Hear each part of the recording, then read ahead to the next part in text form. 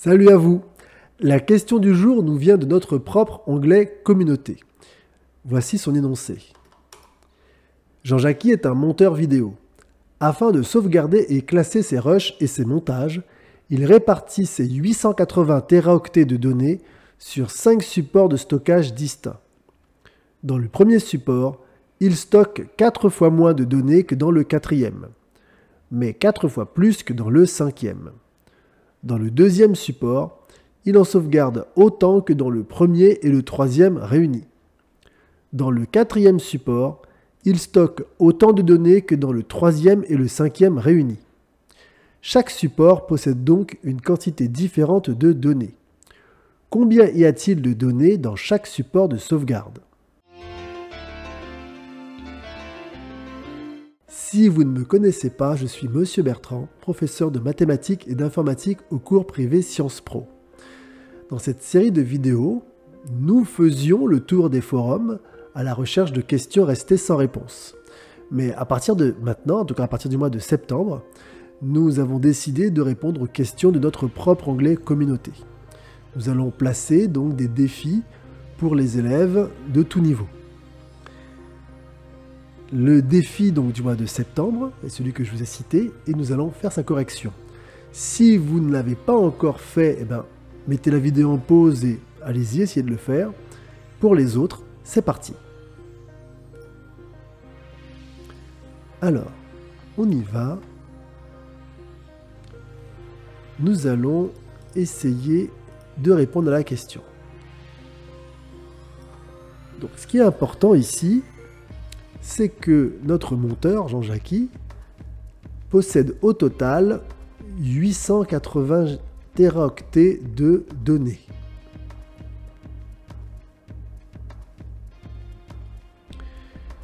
Et il a 5 supports de stockage distincts. Ce qui est important, c'est qu'on nous dit que chaque support possède une quantité différente de données. Donc ça veut dire qu'il ne suffit pas de diviser les 880 € en parts égales, c'est-à-dire diviser par 5. Donc ce qu'on va faire, c'est que on va donner un nom, on va dire que X est le nombre de données, enfin la quantité de données qu'il y a sur le premier support. On va dire que Y est la quantité de données sur le second support. On va dire que Z est la quantité de données sur le troisième support.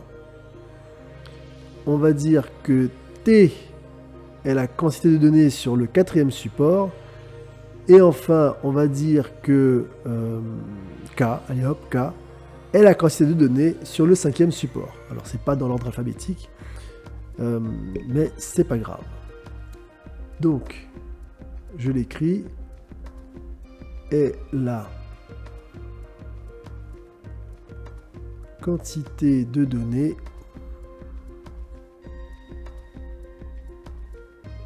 sur le premier support et le reste, hop, c'est la même chose. Voilà, sur le deuxième et pareil pour le reste. D'accord, c'est la quantité de données. Hop, ici sur le troisième.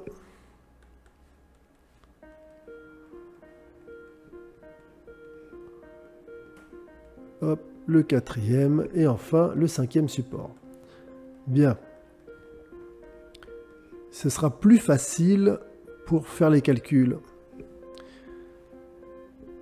Donc, on nous dit que dans le premier support, il stocke 4 fois moins de données que dans le quatrième. Donc dans le premier support, il y a donc un quart des données qu'il y a dans le quatrième. C'est ce que ça signifie, 4 fois moins.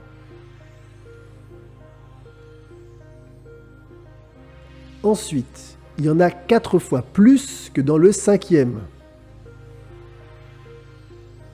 Donc 4 fois la quantité qu'il y en a dans le cinquième. Qu'est-ce qu'on nous dit d'autre? Dans le deuxième support, il en sauvegarde autant que dans le premier et le troisième réunis. Donc dans le deuxième support, la quantité, il y en a autant que dans le premier et le troisième réunis. Donc vous remarquez que je transforme mon énoncé donc, en expression algébrique. Hein, c'est une mise en équation, si vous voulez. Ensuite, dans le quatrième support, il stocke autant de données que dans le troisième et le cinquième réunis. Donc dans le quatrième, il stocke autant que dans le troisième et le cinquième réunis.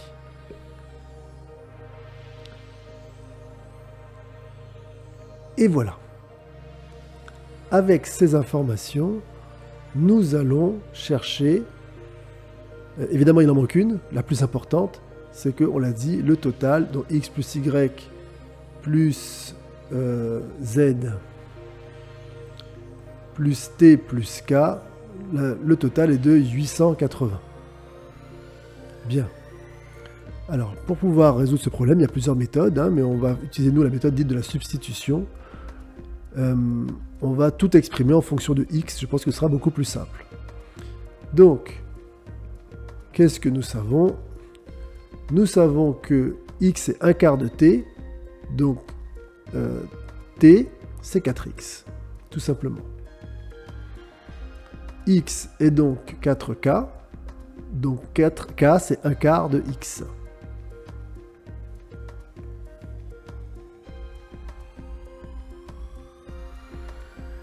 Ensuite, z, c'est, ou plutôt, oui c'est ça, non, c'est y, pardon, excusez-moi, y, c'est x plus z.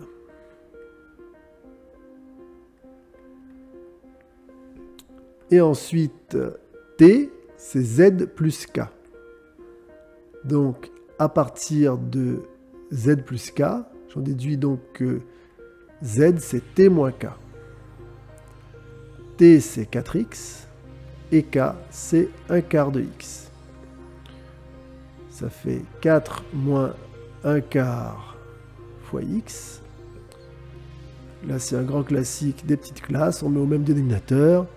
Ça fait 16 moins 1 sur 4 fois x, ce qui donne 15 quarts de x. Et enfin, donc, la dernière ligne, x plus y plus z plus t plus k. Alors 2 secondes.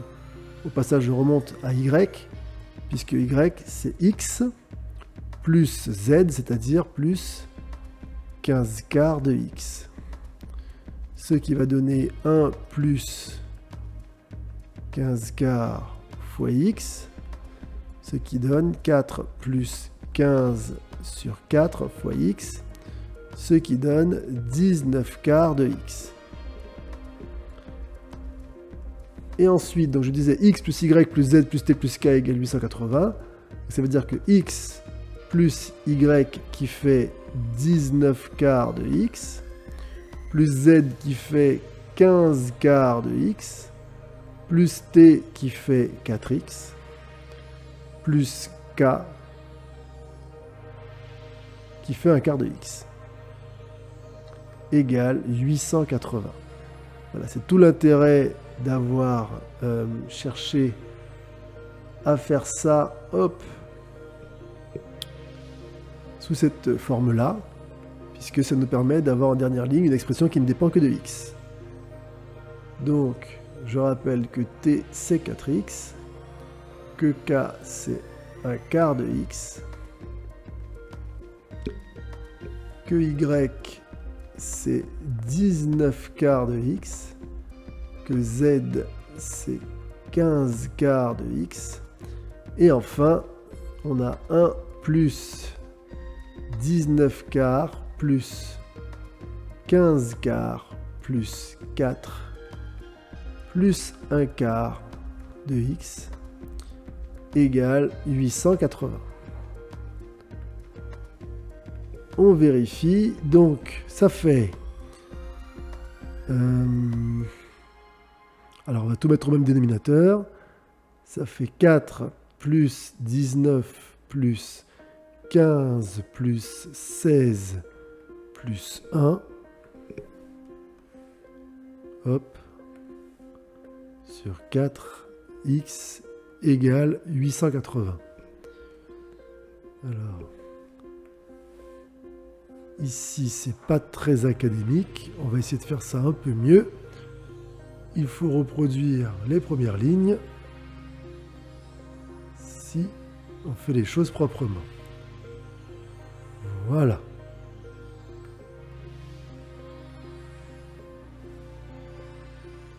Tous ces systèmes sont équivalents. J'utilise la méthode du système d'équation. Et donc, ce sont des systèmes équivalents. On y va. 4 plus 19 plus 15 plus 16. Ça va faire... alors, 23. 23 plus 15... 38. 38 plus 16... 54 plus 1, 55. Je revérifie rapidement. Hop. On continue. Donc, on obtient 55 quarts de x égale 880. Donc, hop. Dernier système équivalent. X égale 880 fois 4 sur 55. Je multiplie par l'inverse de 57 quarts de chaque côté. De ce côté-là, un nombre fois son inverse, ça fait 1. Et 880 fois 4 sur 55, ça va donner... Alors 880, on peut le simplifier. C'est 8 fois 11 fois 2 fois 5. 8 fois 88, 2 fois 5, 10, 88 fois 10 plus 180, fois 4, sur 55 qui fait 5 fois 11. On simplifie par 5, on simplifie par 11, et ça donne 64. Et à partir de là, j'en déduis le reste. 4 fois 64, ça fait 256. Un quart de 64, ça fait 16. 19 quarts de 64, eh bien ça fait... Voilà. Ça fait donc 19 fois 16, qui donne, on va poser l'opération, 6 fois 9, 54, 6 fois 1, 6 et 5, 11, 1 fois 9, 9, 1 fois 1, 1, 4, 9 et 1, 10, 304. Et enfin, 15 quarts de 64, ça fait 15 fois 16. Pareil, on va poser l'opération. 5 fois 6, 30. J'écris 0, je retiens 3. 5 fois 1, 5 et 3, 8. Je décale. 1 fois 6, 6. 1 fois 1, 1. 0, 8 et 6, 14. J'écris 4 et je retiens 1. 1 et 1, 2. Ça fait 240. Et voilà. Nous avons donc les données. Donc pour le premier support, il y a 64 téraoctets.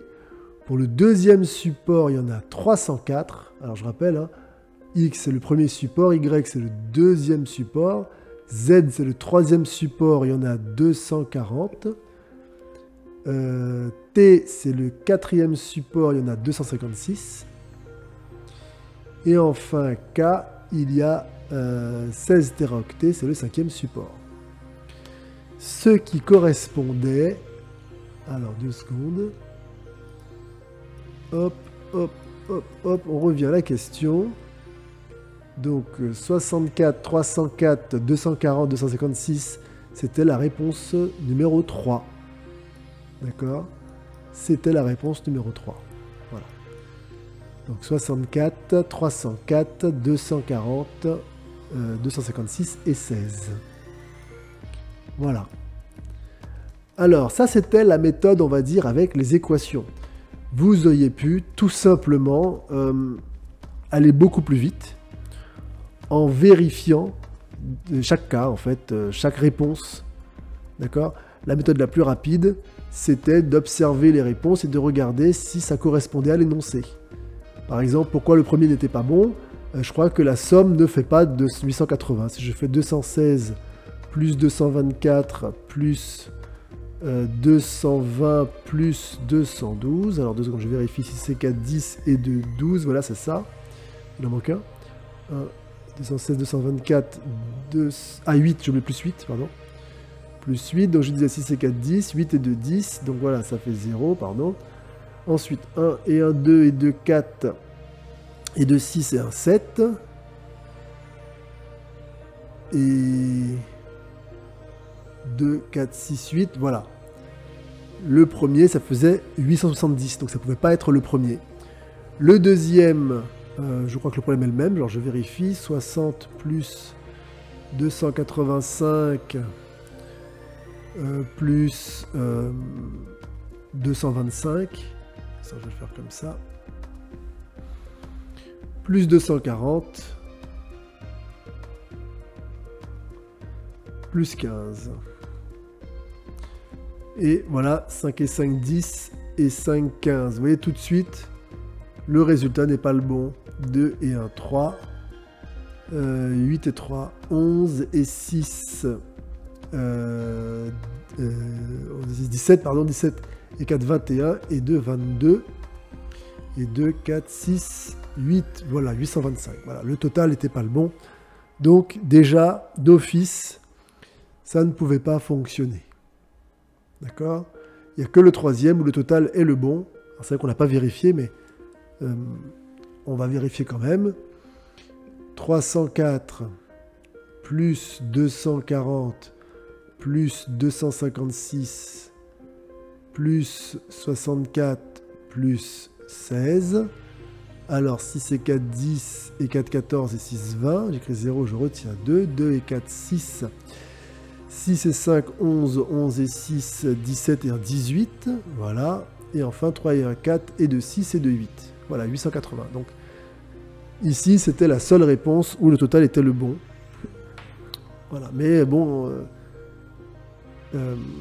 la méthode la mieux, c'est...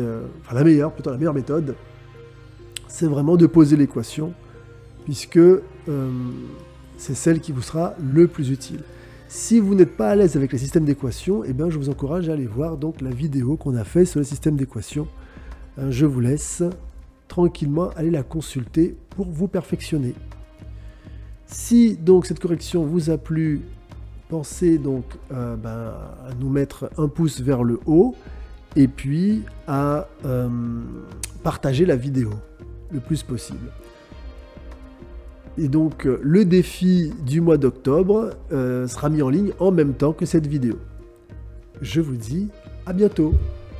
Bye bye.